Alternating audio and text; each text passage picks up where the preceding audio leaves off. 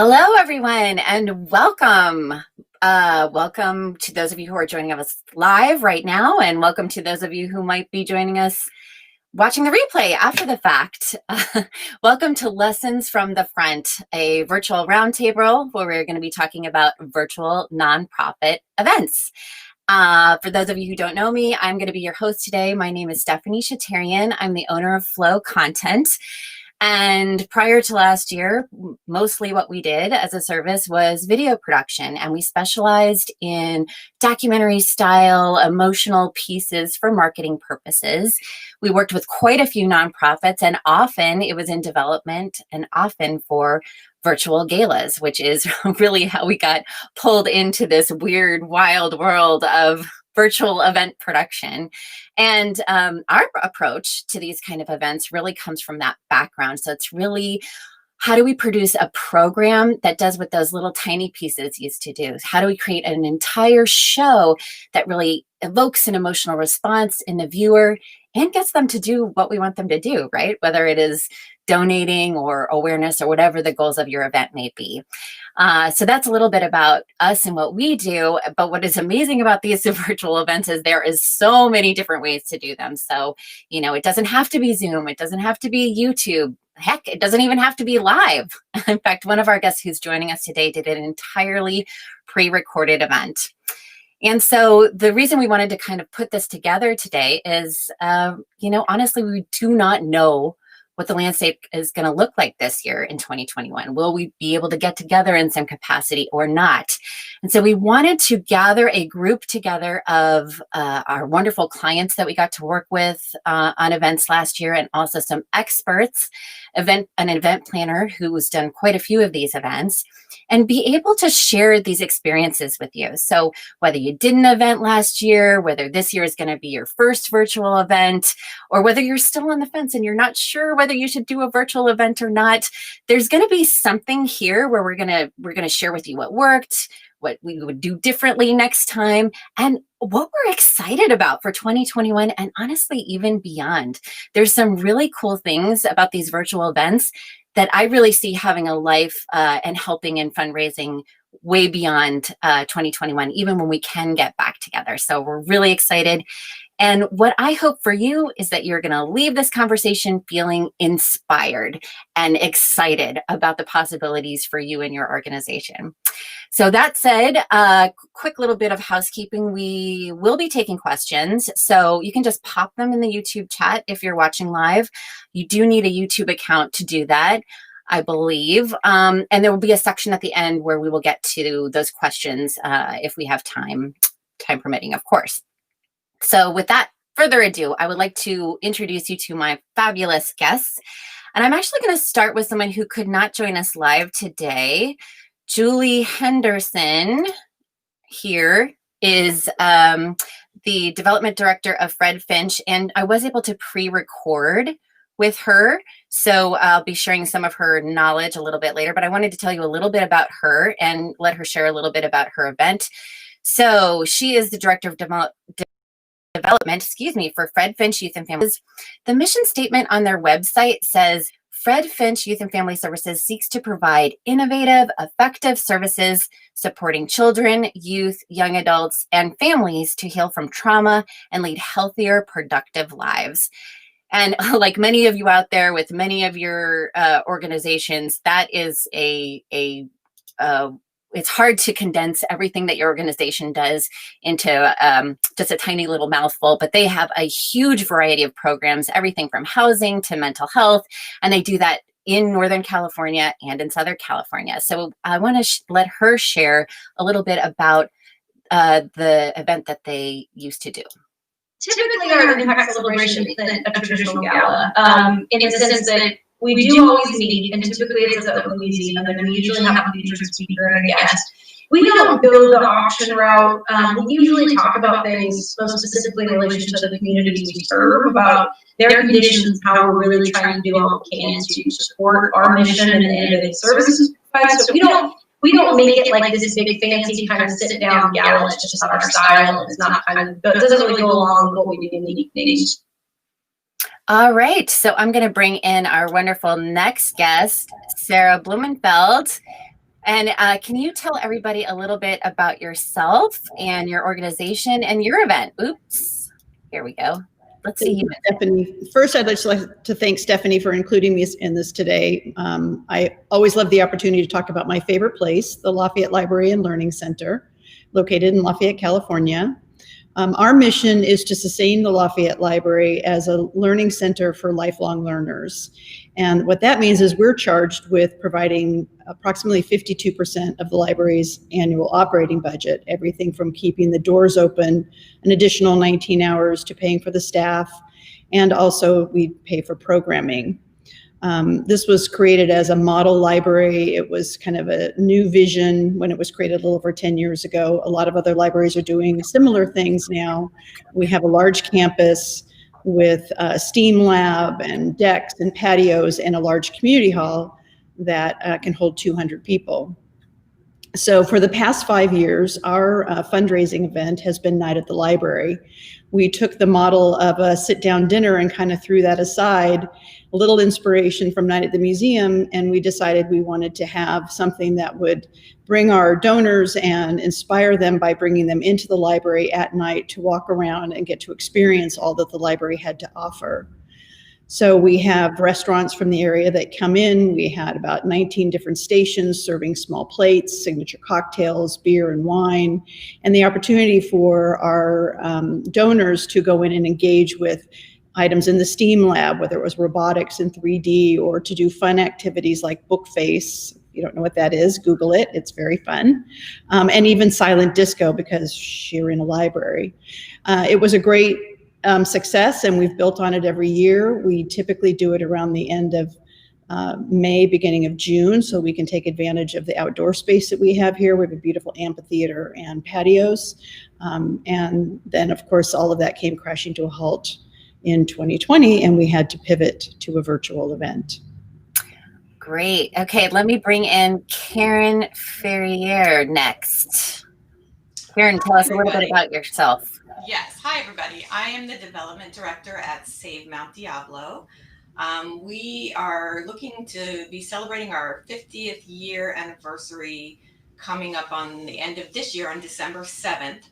We're an accredited land trust and a land conservation organization, have about 4,000 donors and around $3 million budget that's constantly growing. We, for about 18 years, have held a large event on the mountain in Mount Diablo State Park for 500 people. And it was quite an undertaking getting everyone up there, very high-end event, and something that was very traditional for many years. And due to COVID, we had to make a switch, and we went with a virtual event, and we were successful. It was definitely a learning curve, but there were a lot of benefits that came from this experience that we will be carrying on in future years. Awesome. All right. Last but certainly not least, I want to bring in Angela Rundles. Hi, everyone. Hi, Stephanie. Thanks so much for having me, and it's great to be on this with everyone. So my company, Rundles and Associates, we are an event planning company, and our focus is on nonprofits to help them meet and exceed their fundraising goals for their event. And pre-COVID, of course, we were doing in-person events, and we've had the opportunity to work with Flow Content and with Karen as well, Save Mount Diablo. But we were doing online auctions. But now with COVID, we've really put a focus with trying to move all of our clients not only to online mobile bidding, but to also the entire virtual event platform, and watching everyone have great success. And we're looking forward to what 2021 brings, and continuing all the great work that so many nonprofits in the community are doing. Oh, well, thank you so much. I want to thank all of you so much for being here today. I'm so excited to have this conversation with all of you. So I thought we would just kind of dive right in and talk about the question that's on everybody's mind, which is, did you, and some of you already kind of alluded to this, but really honestly, did you find virtual events to be effective? And I want to kind of break that down into a couple of component parts. And I thought we could kind of start with what a lot of these events are designed to do, which is fundraising. So I would love for you to share, did you meet your fundraising goals? And how did that work out for you? Would anyone like to start us off? Sure, I will. Yeah, I think the first thing, given the timing of ours in the spring, was the first question that we had was, should we fundraise? Should we not? Should we stop? Maybe now's not a good time. And I think what I'd like to make clear to everybody is, yes, you need to keep fundraising. So even if you're switching to a virtual environment, don't hesitate to move forward with your fundraising. Was it successful? Yes, it was successful for a couple different reasons. One, was the fundraising, the amount raised, we definitely hit our target. But also, I think just as important in fundraising is to keep that connection with your community and your donor base. And if we had missed that opportunity, I think that would have been a mistake.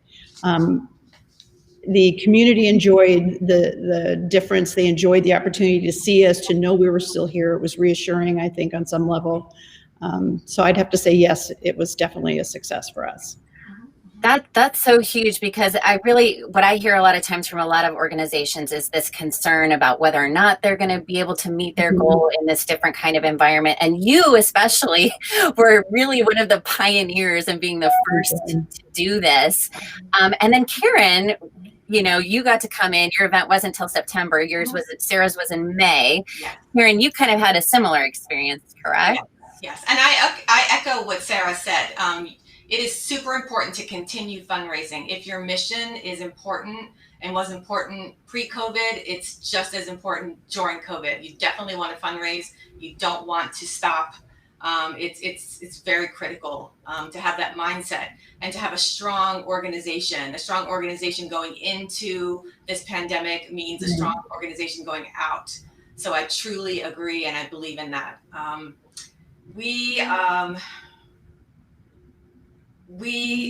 The fundraising, I really believe the fundraising part of events is extremely important, and fundraising is a big reason that we have this event, but it's also outreach. So there's fundraising and there's outreach. Right. So if I look at the benefit for this virtual event, it would be that we did reach our fundraising goals. We had to be creative with the way we did sponsorships, if deciding to sell tickets and have tickets be charged for tickets or not, that kind of thing. And I did see a question about that. I'm sure Stephanie will get to. But we also managed to really do well with our outreach, and that's a big one. We want people to feel connected during a time when people don't feel connected. They're missing the connection. So having that virtual event in a way that people could participate before the event, during the event, really feel like they were still part of something, still part of what we're doing, and especially now when land conservation is even more in the forefront, Right. As we're all getting so much joy and comfort in land. I feel like it was really beneficial. Right. And Angela, before we get to you, because I know you've got some thoughts on this, I'm going to try and play another video from Julie. I heard from a couple of people that the playback wasn't great. So I'll try it one more time. And if it doesn't work, I'll skip it after this. But she had some really interesting comments about the sponsorship thing that I think people might get some use out of. So let's try There's this that. aspect of, could we raise more money because we can get in front of more people? But even, more so with the costs not being associated with having this big gala event where you're paying caterers, you're paying space, you're doing all this stuff that, adds a lot of expense, do we have the capacity to earn more? We learned a couple of different things. One is traditionally a lot of our sponsors had trouble learning how to sponsor a virtual event. Not that some of them didn't do it, generous support, but there were a few who very strictly, kind of designate any of their event sponsorship to getting something in return, whether that's, trying to generate new clients, being able to invite people, or getting that recognition in person for different write-off reasons. So we kind of ran into sponsorships were harder to get. So what we started realizing was that, while we had this opportunity to spend less money, it was going to maybe be a little bit harder to get that support that typically pays for the event. So I think our goal ended up being trying to get as many staff and people just to watch the event, if not live, watch it, afterwards previously, and then to kind of get to the same amount roughly in netted funds as we would when we do these in-person events, which we were able to do. So I think that really echoes what I've seen a lot with the clients we worked with. And Angela, I wanted you to kind of maybe share a little bit about that, because you've worked on quite a few different events, which is we are getting to the same numbers, but it's in a different way. Right. Yeah, definitely. Not a whole lot more to add, but yes, we are getting there in a different way. We're having to be more strategic with how we're doing the fundraising, especially because everything is now virtual, online. Introducing our donors and stakeholders to different platforms on how they're going to be donating versus being in person and raising a paddle. And being engaging in that way. So just being really strategic, and it really is starting with all the goal setting that we need to do and how are we going to obtain our goals. And it's really important, I can't stress enough that's already been said, of knowing who your audience is, knowing your donors, how is the best way to engage with them, and also staying in constant contact with them leading up to the event. The development team more than ever needs to be doing that one-to-one engagement with them, more so now than they did maybe for their in-person event, because they knew that donor would be showing up and they would be raising their paddle. So it's just so critical to never lose sight of that engagement with donors. That is a really great point. And actually, that's a great lead into one of the other topics that I wanted to have you share about, which is that communications piece and that marketing piece, because I certainly heard from you, Angela, and I think Sarah and Karen, you both had experiences with this, that marketing these kinds of virtual galas is different than how you would do it live. Angela, can you speak to that just for a minute? Oh, yeah, sure. So just from a marketing standpoint, what I have found and learned and just working with clients is, again, it's more critical more than ever in the digital realm to have those one-to-one conversations and reconnecting with your donors. It's coming down to constant reminders to show up and attend your virtual event. Right. You're not sending out that invite and it's getting on their calendar, right? They're all gonna maybe like 2 weeks before the event be like, oh, no, I'm not doing anything Saturday night. Yeah, I mean, let's face it. I mean, I've been in this. I've been, I'll be sitting on my couch on a Saturday night and it's 5:30 and I get the reminder pops up and I'm supposed to be on a virtual event at 6 o'clock, but I'm on my couch. I'm like, okay, what do I do here? But it's, which is one reason why, I'm kind of really encouraging my clients to do some sort of, gift or meal package. Because it really puts that engagement, that when it gets there, remember to jump on.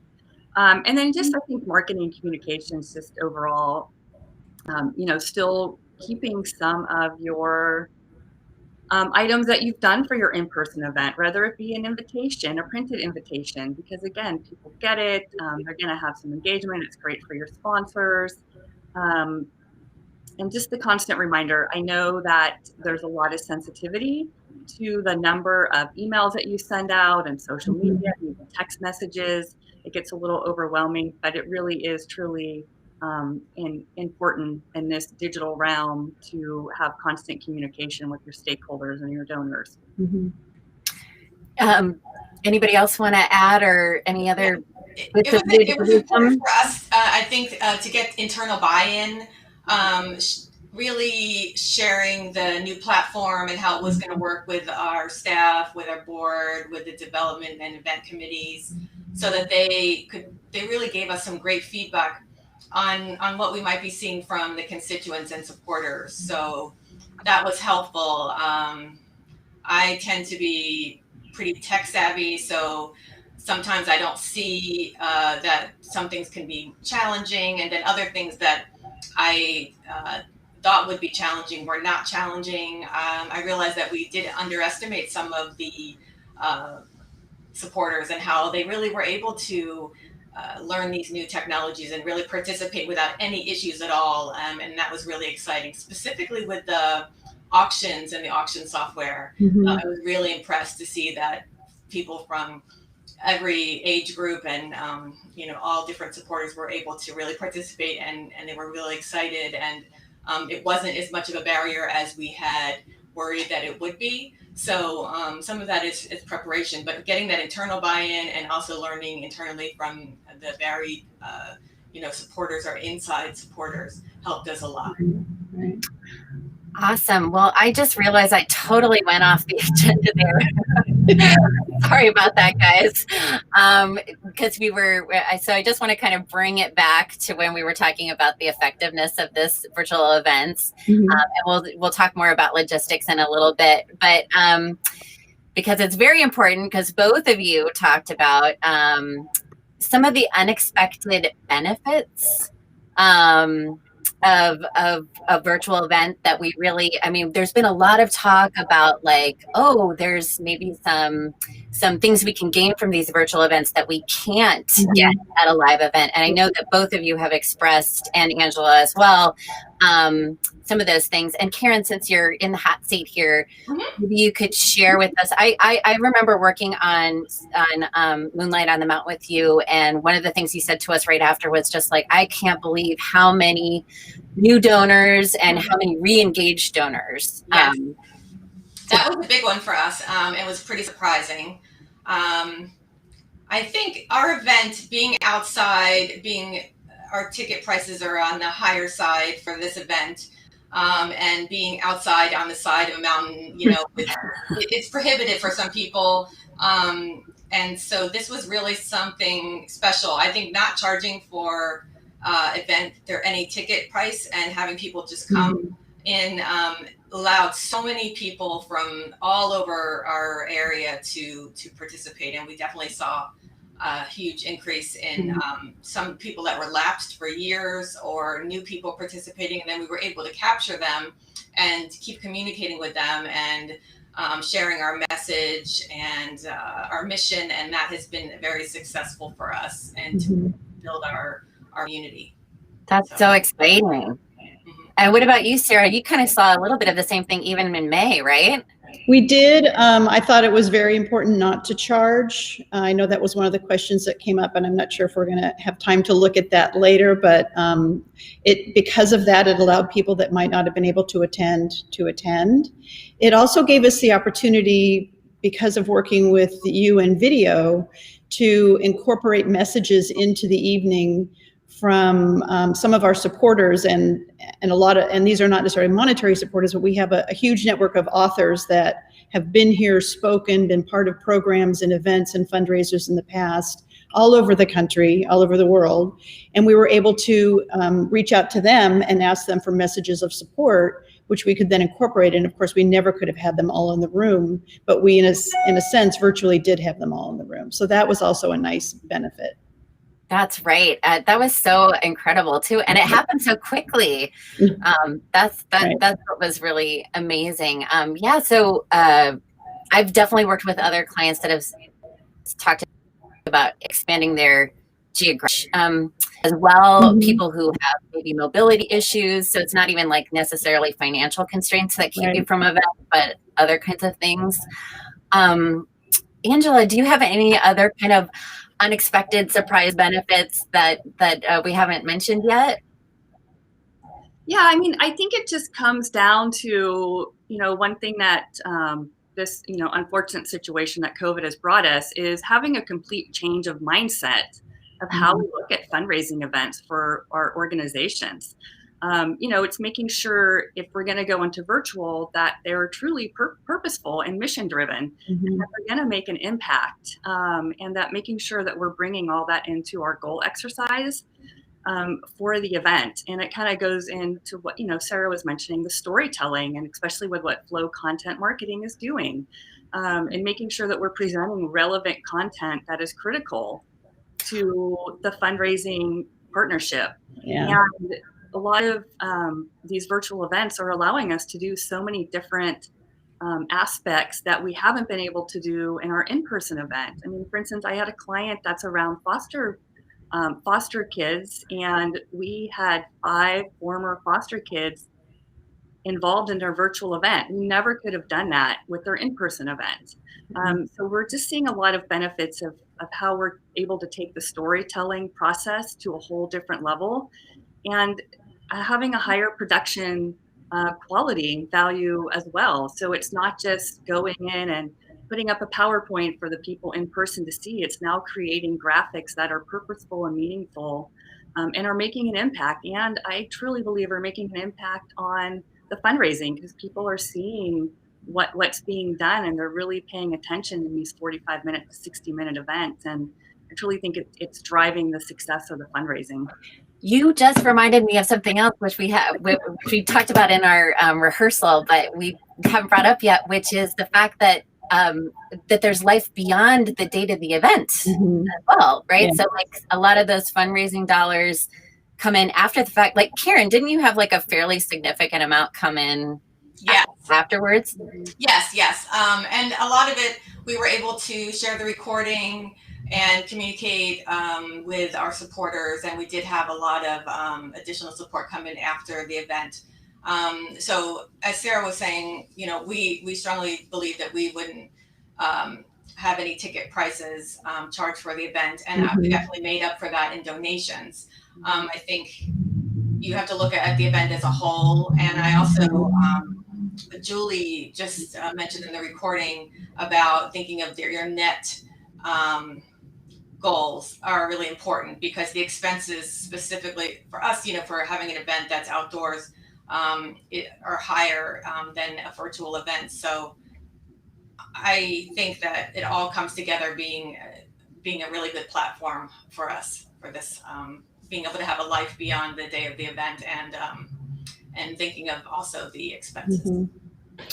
Yeah. Oh, so you just reminded me, Julie also had a little something on this topic, and this is really relevant if you've got an organization that has more than one base of operations. So I want to get this in here. So I'll turn us all off so that we don't get that echo going. So typically we do 2 big fundraisers a year. We do the Impact Celebration up in Northern California, and we do our golf tournament down in Southern California. So traditionally, the Impact Celebration has always been for, either community or government leaders or those that work for the county, and then our kind of donor support agency that's up here in Northern California. And it's typically around 200 to 300 people that attend every year. This year with Impact, we were actually able to expand it because the virtual event, we had a lot of SoCal supporters that could be involved. In addition, we also were able to incorporate SoCal programs more and give a little bit more information about us as a full agency, as opposed to just highlighting kind of the services that we provide up here in Northern California. It definitely opened up our capacity to expand our audience. And also, I think, just kind of make our supporters realize a little bit more on the ground level, like what it's like to be here every day. In addition to the staff, we also got to do some nice highlights of some of our actual participants, which is something we traditionally have kind of not really done in the in-person events. We have had some former participants who are now grown and much older come and as guest speakers and kind of do short presentations. But this was actually an opportunity for us to even highlight a few current participants, because we felt like it was inappropriate to let them share their story like video, whereas previously, like when you're sitting in front of a room of people eating and drinking, it may not come across with nerves and all that type of stuff the way that someone would want to use the voice. So Angela, you kind of alluded to that as well. So if you're in working at an organization where you've got a sensitive population, like this is something that can be a real benefit to you. I will say too, I won't say who it was, but a little birdie has mentioned to me that sometimes in their live events, their speakers might go a little long. So when you pre-record, you have the ability to put some controls around that sometimes. without a doubt. And people get nervous when they're there. So pre-recording gives them the chance to do it multiple times until they feel comfortable with the message. And yes, you have some control editing. But I want to add that not only does it live on, we found that the material that we gathered and put in the videos that we created, we've been able to reuse them and in other campaigns. So they have a little bit, more value than just a one night. That's a good point. I agree with you there. We have been able to reuse some of the material again. Well, yeah, absolutely. And Karen, I think about the one employee you had, I'm blanking on her name, that we did the speech where we shot it outside, Roxana. That was very moving speech. And it was really nice to share that with widely with our supporters and not just have it be for that one event. I do think there is like an opportunity with these kind of events, like to Julie's point of being able to bring people into the organization in a way that is different than if you're at a big fancy gala kind of thing or a golf tournament, right? That you can show the inner workings or hopefully connect people a little bit more through this way. That's kind of exciting as well. Okay, let's move on. So we talked about some awesome unexpected things, some things that worked. Let's do the reverse. Let's talk about some challenges. What did we find that we might want to do differently next time around? One of the questions was, or one of the questions that we kind of discussed was like, is there a big difference in labor? Sorry, Sarah was coughing, and so she's just disappeared for a moment. She'll be right back. So time investment, that's another thing. So Angela, like I know that in some respects there is the same amount, and then in other respects there's a huge alleviation. Do you want to start us off on this one? Yeah, I think from an in-person event perspective to going virtual, there's definitely a time savings around the load in and load out functionality of your in-person event. But for us, we kind of sucked up that time savings we have, got sucked up into some other factors that we were guiding our clients into doing, which was, again, more fundraising with one-to-one outreach to your donors and your sponsors and making sure they're on board. Marketing and communication, just having higher graphics and creation of sizzle reels. So that's kind of a new thing we're finding with these virtual events. Again, it kind of goes back to the communication piece. The script creation takes longer in the virtual events, I feel, because again, you're doing pre-recorded video, and this is where having someone like you, Stephanie, and your company come in and help with that script creation to make sure there isn't a lot of redundancy. Filming of all the videos takes time, so that may not have been something you did for your in-person event, because now you're producing basically, a 45-minute to 1 hour TV show. And again, kind of the creation of the graphics takes a little bit longer. And then rehearsals, because now we're doing rehearsals for these virtual events and running tech checks, whereas in-person events, we probably all just show up and, hey, when your auctioneer shows up and your MC shows up, let's just do a quick little, sound check on the mic. So those rehearsals are taking a little bit longer with these. Now, Karen and Sarah, you both have super intensive of regular events. I mean, I feel like you maybe have a little bit different opinion or a different perspective on that. Or Karen, since Sarah's still dealing with I'll go as long as I can. Because our event takes 3 days to set up and break down at the very least, and then all of the other things that go along with it. So it was a lot less of an effort. And you had an army of volunteers that you're dealing with as well, right? And you had an army of volunteers. Yes, we have 100 volunteers just for that one event that we coordinate to make it happen. So it's truly a labor of love with a lot of people working together. This event definitely took a lot of pressure off of other parts of the organization by being able to have fewer people managing it, and specifically for the day of the event. Sarah, did you feel like there was a big difference for you? I mean, you were in a different situation because we had so little time. This is all Sarah's fault, by the way. I don't know if I said that, but the only reason I'm here with you today is because of Sarah. Really? You're going to have to explain that to me later. Well, only because you were in the first event. We were working on your video and you had asked us to help you. And then we were like, oh. Yeah, it definitely was not as physically exhausting because you're not running around for 8-10 hours trying to create an event. I think some of the differences were definitely the video production, rehearsal. You definitely have to think through every detail of, how are people going to give? How are they going to be engaged? We did spend a lot more time, and this kind of touches back to the marketing piece. I'd say there was definitely a much more of an intense outreach and connection the last few days and the day of, making sure that we took full advantage of the donation platform we used. I know someone had asked about Greater Giving. We had gone from there to GiveSmart, which had a lot of tools for texting people, and you can set things up automatically. So we did want to make sure that we were constantly reminding people, it starts in a day, it starts in an hour, engaging them during the event. We were nervous about the technology and whether, because it was a first-time event, people would be confused. So we actually had someone, people on the phone standing by to answer your questions. So we tried to go through every contingency. We never had anyone call and need help. People managed to figure out the technology just fine.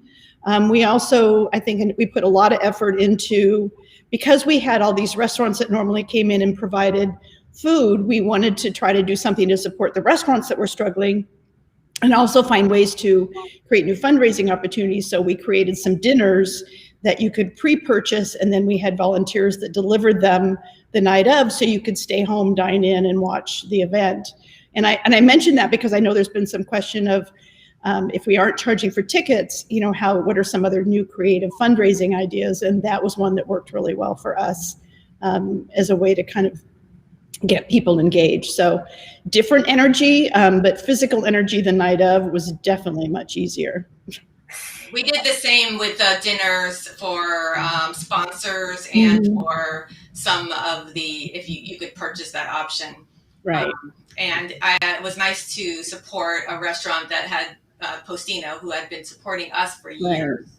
And the food was excellent and everyone was really pleased. So that is a nice thing to be able to do. I completely agree. Mm-hmm. And did you have any trouble with the logistics for that, or was that fairly easy to put together? That part was pretty easy.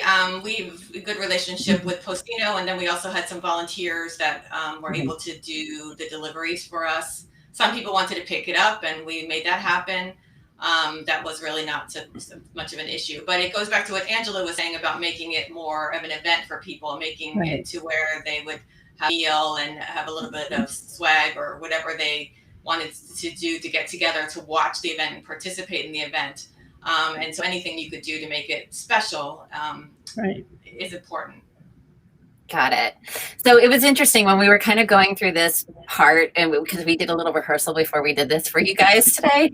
I was like, asking what were the challenges, blah, blah, blah, blah, and we were kind of struggling coming up with how to phrase that. And what everybody really wanted to share was kind of lessons learned. Like, I would definitely do it this way next time. So I thought we could kind of start, also share those.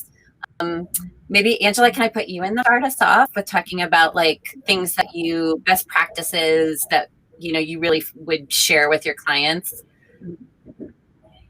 Yeah, so I think around best practices, again, if you make the decision to either go virtual because you haven't done it yet, or to do a second virtual event for 2021, is again just making sure that you're planning your event with a purpose and it's mission driven, right? So I always start with the goal exercise. Every event should have a goal exercise, and I personally do it around the 3 C's: content, connection, and community, and making sure we're hitting on all of that. I always recommend, of course, knowing your audience. Again, we've kind of already talked about this, and being strategic with setting your goals and objectives around your audience, your current audience, and then also making sure part of your goals and objectives is a new audience that you want to get. Because again, you're going virtual, especially if it's a complimentary event, you have the opportunity to open up to so many new donors or folks who are going to be engaged and spread the word about your event. High quality production, especially with the tech support and rehearsal. And then the other really kind of the big one that I would do, especially because pretty much every nonprofit is doing some sort of fundraising, is that making sure that you're choosing a streaming and auction platform that is best for you. And I don't recommend you choosing that until after your goals and objectives of your event are set. Because, and same thing with your streaming, where are you going to stream? On YouTube Live or Zoom or Facebook Live? I think my recommendation is you determine a lot of those after your goals and objectives are set, because it depends on how you want to push it out there. It depends for auction software, what auction software is going to be the best fit for you. What are you hoping to do? Do you want names of your donors to be shown as they're making a donation? Well, that could be one software. Do you not want it to be shown? Well, here's another software that has all kinds of extra benefits. So to me, again, kind of lessons learned is really, really starting with the goals and objectives of your event and being very purposeful in what those are. That's awesome. Who wants, Sarah or Karen? Karen's raising her hand. I see a good question in the chat that I think is helpful. That we're asking which of our events were completely pre-recorded versus recorded and not recorded. So I can speak to our event. We had pre-recorded a lot of the different segments, and we had an auctioneer and a live auction and a fund-a-need that wasn't pre-recorded. Going forward, pre-record more. I think that pre-recording allows control and more of a benefit. If I had to do a completely virtual event, I think that if our event's in September, if it's possible to have some type of a live event, I would go with a hybrid event, because we would love to continue the benefits that we receive from this virtual event, and also have some people really get together. People are people; they like to see each other. With ours being outside in such a beautiful environment, it's truly magical to be outside and really understand what land conservation is about and why we do the work we do. But for the completely virtual event, it would have been easier to have more of it pre-recorded. And I think Sarah, you probably have a good plan. Sarah's she's got feelings about this. Well, absolutely. I would. I think what ended up happening for us, we had wanted to do a couple live, let's break away to a house party kind of scenario, and then as it got closer, we were too concerned about the technology, and then the house party people were very concerned because they couldn't all be together and they were worried about their Wi-Fi. So we actually pre-recorded a house party and then cut away to this live house party that really was a pre-recording. I agree. That's a great idea. I would pre-record everything if you can. Angela's given some, I think it just kind of put the whole thing into the perfect capsule, which is it really has to be mission driven, and you have to focus on that and your community and your audience. And an hour or less. Right? No more than an hour. No more than an hour. Right. We did have some entertainment at the end of ours, which I thought worked out well. Kind of a hook to, stay to the end because we have a musical performance. That was a nice touch, I thought. Pre-record. You really were a trendsetter, Sarah. It really does seem like you did everything right there. And we had a good team that we were working with, and we never could have accomplished it without Stephanie and John kind of navigating the technology side for us. Yes, I do agree that Stephanie and John were the ultimate professionals. We had some last minute glitches that had nothing to do with their support, just acts of God, so to speak. But we were really able to pull it together and have a successful event. Everybody was professional and calm, and it's a testament to their work and their dedication. So I have to put that out there. Well, you are certainly never going to hear me complain about pre-recording at all, although I definitely feel like to Angela's point, if there's moments or there's something about being live, like one of the last events we did last year was for Monument Crisis Center, which is in Concord and has a food bank that is just blown up with COVID. And so being able to bring the audience into that live thing, and we actually had people like moving in and out of the space, like bringing in food, taking out food, and just to be able to be like, this is to have that happen live. I feel like it was intentional, right? Like Angela's point, if it's part of those goal setting, and I've seen the results of those goal setting exercises. It's such an important thing, and that's one of the reasons that I love working with Angela on projects.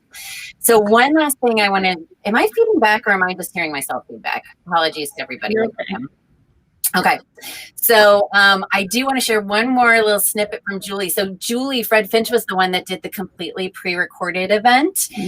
And one of the amazing things was, so if you're doing an event where you're kind of streaming it straight out to YouTube or something like that, where your only opportunity to engage live is through some sort of chat function like we're doing today.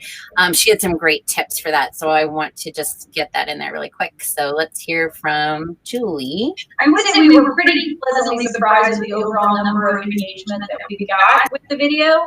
I'll also say we really kind of highlighted the importance of the chat as the interactive component of the event. We did it in our email communications, did it in our follow-up, and we did it, with the registrations. We always just kind of said, hey, this is the part where you guys can support people or talk about how you feel about the organization. And our chat was just, going the entire time, and with not the same people. There were so many people that were interacting in the chat, which was fantastic. Ooh, sorry, that was quicker than I thought. Yeah, and I can attest to that, having put together the program, and then we got to just sit back and watch it and just be like, whoa, it was just popping off. It was so fun. And I know that's something that a lot of times organizations struggle with, like, how do we make this interactive, or how do we make people feel part of it? And even, I think even both of your events, Sarah, like we did it in Zoom. That was one of the early ones. And it was fun to see people like talking with each other and communicating with each other. And right. But I don't consider ours a hybrid, but maybe in this sense it was. We did have two hosts live on stage. We did have a live auctioneer. And I'm not sure if I would eliminate that. I mean, one of the things that happened just very spontaneously was one of our audience members spontaneously called in with a rather cool live auction item all of a sudden. So we sort of like had to add this at the last minute, which, made for a few hair-raising moments, but we did it. And that was kind of fun. I think that was a nice thing to have the live auctioneer and the live MC. I can see the advantages of completely pre-recorded. It'd be very, very different. It comes back to those goals Angela mentioned, right? So I do want to make sure that we get to a couple of our audience questions. So I haven't even taken a peek at chat. You guys are way ahead of me. I'm going to start with a couple of questions that we got via email in advance. So we've sort of discussed them a little bit, but Lauren Erickson, who's with G2 Insurance, and she sits on a couple of boards, and she said, do I charge? Do I not charge? If I do charge, is it nominal? Does that distract from the funding need if I charge? I know that it sounded like Sarah and Karen, you guys both felt that it was important not to charge. Any barrier to having someone join the event to me was not worth it. So anything that would keep somebody from registering right away. I mean, even just having them register, and if they didn't show up for the event, but they still registered, meant that we still had them in our system that we could at least send them a thank you or realize they were interested. They could still bid on the auction items, but not register or actually attend the event. So I didn't want anything to stop them from getting to that next step. And then, honestly, as I said, it's a very strange thing. It must be some psychological thing. But it seems that a lot of people don't like to pay a ticket price for something, but feel totally fine bidding or spending really large amounts of money on auction items or donating directly. But it's a psychological thing where they didn't maybe want to have to pay for a ticket price. So I've noticed that played out for us several times. So we actually had people that have said, oh, I never attended your event before because I didn't want to deal with that ticket price. But yet they spent much more than that with donations and auctions. Right. Now, Angela, I know you've worked on events that did charge. Yeah, I mean, again, it kind of comes down to what your organization is as well, too. I mean, I worked with a group out of New York City. I mean, this is kind of what's great about virtual. I'm here in Martinez, California, and I worked with a group out of New York City. Right. And they did need to charge because they were working with part of their program was on Halloween. They were trying to, again, New York City was kind of like us, a little bit shelter in place. Don't go out and trick or treat. How can we do something for the community to get around that? But they were working with, being based in New York City, some Broadway stars. So they needed to do some ticket pricing for this program because of what it was. And then obviously their event had to be hidden too from the public. So it couldn't be on public because they were working with actors who were, under contract. So every event's totally different. But my perspective is if you have the opportunity to do it for free, we're finding so much success with that, with getting new donors or getting people more engaged on your social media, which, as you know, trickles down to so many other opportunities in the long run. Yeah, I feel like there's like a math equation in here somewhere where it's like, if it needs to be, a closed event, if you're going to be doing a closed event where it's just for a specific audience and you're providing some sort of like special value to them, whether it's a Broadway entertainer or maybe you're an arts organization and you're going to share a special performance like that, as long as their value that justifies that price, or like someone's saying in the chat, if we're sending them a package, obviously. And I think that's kind of how you guys both got around it, or how a lot of folks are going around. The program is free, but then you can pay. And then as we move into hybrid, like maybe that'll be even more tiered or more options, fundraising opportunities, really.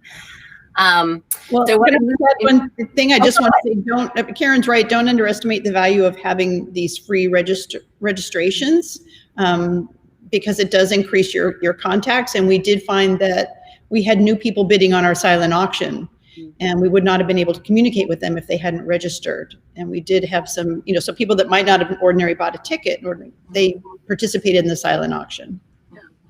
So getting that registration and then having a link that's only shared with people that registered, kind of thing, is maybe a way to kind of do that. And then you can still have the program after the fact to get a wider audience, maybe. Yeah, and we did have, we did charge if somebody wanted to have a package, then they would have to pay something, because obviously we couldn't offer a huge amount of food, food to everyone. Right. But otherwise, having that free registration was really a benefit to us.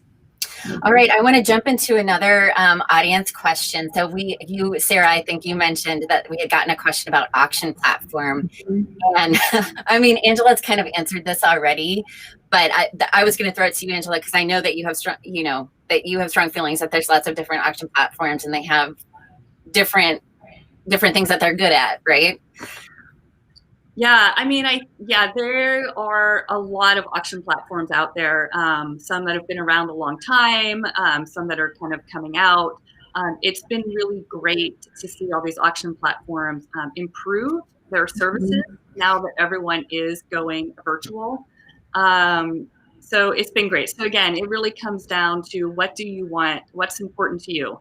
Is it important that you have a text to bid feature? Then that would be one platform. Is it important that, again, your donor's name show on your thermometer? If you're going to bring up a thermometer during your screen, there are some organizations, Save Mount Diablo 1, we didn't want to have their donors scrolling on the screen, but we wanted their auctioneer to verbally recognize those donors, because again, you have to remember these events are kind of evergreen too. So if you are replaying it, don't forget it's just not that night, but if you're replaying it on YouTube or Facebook Live, is your donor base comfortable having your name always pop up? A lot of people are, so they want to do that. So it really is. And can I throw in there, that's a huge sponsor benefit, right? Yeah. That it doesn't go away, like there forever. And I see in chat about Paybe. Yeah, so Paybe, I haven't used them yet, but they have been around for a while. I've known about them for many years. They're actually based out of Silicon Valley. I've had some great conversations with them. They're kind of an all-in-one where you have the video in one. Again, you have to look and see what benefits they offer. They don't offer texting as a feature. So if texting to your guests, because you don't have a texting platform, is important to you, Paybe may not be a right fit for you. So again, it's really going to come down to your goals and objectives of your event and really thinking through what you want the outcomes to be for your audience and your audience engagement. And they're all pretty easy to use now. I mean, pretty much everyone's used to going on Amazon or doing something. They're all very easy to use at this point, but the features are definitely different. I do just want to add one little tidbit to what Angela said, because I noticed this in an event that I watched. If you're going to be recording it and want to post it up after the fact, make sure that you have your web address and where to give on your website, because any kind of night of tool won't be available afterwards. And I did see an organization that forgot to put that critical information in their video. So, it's great watching it after the fact, but how do I give? You have to make sure you repeat that. I want to pull a question from the chat here, just to give our folks out there. So from Youth Homes, which I think is such a great question. Did any of you do surveys after the virtual events, and what kind of feedback did you get? We did not, but we certainly got a lot of feedback, just anecdotal. Yeah, I'm trying to think. I don't think we did a survey, but we definitely asked for feedback. And we did get a lot of feedback. And what was the feedback like? Well, we have a lot of supporters that have been with us for a very long time, that we're close with, that felt that they could tell us how they felt and their experience, and that was really helpful. Yeah, that's a really good question, because what I'm finding is with these virtual events is that's kind of the one piece that even a lot of clients I work with, we're not doing that. But I think it's because it's the mindset that 2020 was going to be the only year we did virtual. We really didn't think we were going to be here in February talking about probably doing virtual again for another year. But we did do pre-event surveys. I have a couple clients who did pre-event surveys, asking them, would this be of interest to you? What would you like to see? Really good question on that. Oh my gosh, I just realized what time it is. We're almost done. I really did really quick want to talk about 2021 and some great ideas that we had here. And Sarah, I definitely wanted to start with putting you in the hot seat, because Sarah came to us, a couple of months ago, and with a really cool idea. And this is really, so I was hoping that you wouldn't mind sharing it with everybody. What you're thinking. Happy to. So like everybody, we're anxious to get back in the room, and it might be a little optimistic, but we'd like to try to do a hybrid event, something that would have bubble groups back in the library. We do have multiple locations, so we could have anywhere from 2 to maybe 5 small group gatherings, still do the streaming online, and work with probably Stephanie, because where else would I go?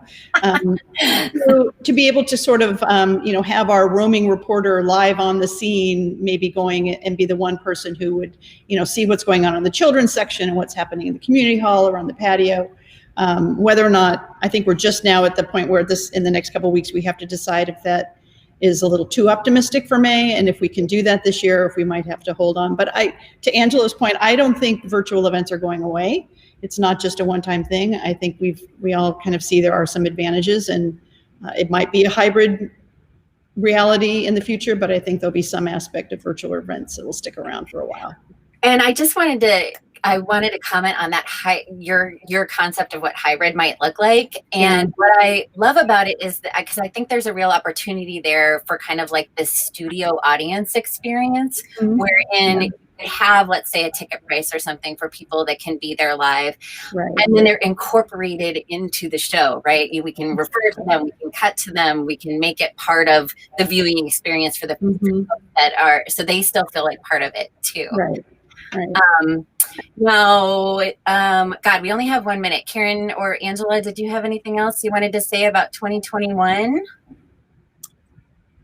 I think, 2021, I think if you're having conversations with your team about it, I think you, I kind of feel like we're back in March again, right? What's going to happen? What are we going to do? Right. My recommendation is make a decision now and just stick with it and go with it, rather instead of trying to plan 2 different events, like trying to plan a hybrid event or trying to plan a fully virtual event, because you don't want to distract your team and your planning process, so that you don't have this perfect event. Because I think 2021 people are going to be looking to us, to our nonprofits, to put on even a better event than we did last year. They're going to be looking for a little more perfection. So I think you need to give yourself time to make sure that you put the time and energy into that. Great point. And I don't have time to play her video, but Julie mentioned that one of the things that they definitely want to do is create some video content. So even if they were able to be together live, there would be maybe a section of video content that they could do, like a YouTube premiere like they did with their event this year. So then it almost becomes 2 events or you're getting 2 things out of the same material, right? Where they would get to play it at the live event. And that's another way of thinking about it as well. So, oh my gosh, it's 11:01. I just want to thank everybody so much for being here. Thank you, Sarah, Karen, Angela, Julie. Thank you so much for participating in this today. And I want to give a big thanks to all of you out there. Gosh, I didn't even think to check the chat till Q&A, because I was like, oh, who's going to come? Who's going to pay attention? And there's some awesome suggestions that folks are even making in the chat. So this was like such a short period of time and we didn't really get to deep dive. So if this is something that's interesting to you, if you'd like to see another one of these, please reach out to me and let me know. I maybe the rest of you would be interested in doing that. If you have questions for any of our guests, please go ahead and shoot me an email for that as well. And I think that's it. Thank you, Stephanie. Thank you, Stephanie. It was a pleasure to work with you. Absolutely. Great working with all of you. Have a great day, everybody. Thank you. Bye.